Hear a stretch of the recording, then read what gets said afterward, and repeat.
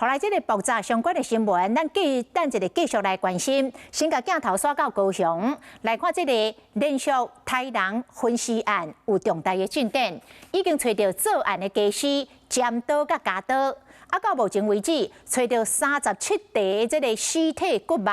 分别是林太太的甲张太太的。但是第一个杀害的秦大嫂，也是无找到相关的人体组织。嫌犯2月初3出门的画面嘛现光咯，伊光头骑铁马，出入是高达9界，而这个铁马的篮内底，搁放一个白色的塑胶袋啊，讲可能就是底林太太的尸体骨肉。敢是去会面翕到戴无ผ้无挂喙暗的查甫人，骑铁马出去路口，伊就是犯下少年线分尸命案现场的嫌犯。过几点钟，现场的嫌犯无戴无ผ้，该挂喙暗出去路口，会当看到伊的头毛少少化，铁马拿内底的落啊，内底敢若就是林太太骨头肉。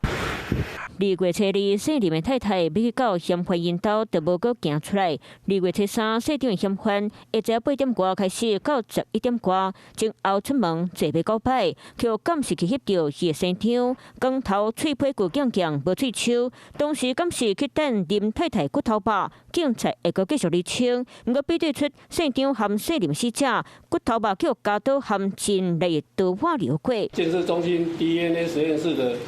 检验在剪刀上有这个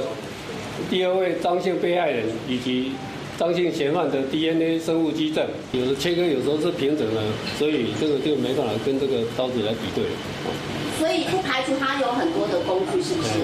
到今仔日，警察拢总找到37地骨头肉，35地是林太太，2地是张太太。不过被害死的姓黄的大嫂，到今仔为止也无找到人体组织，还没有寻获第一位被害者的人体组织，所以这个部分也算一个很强的实证了哈。那这个部分在综合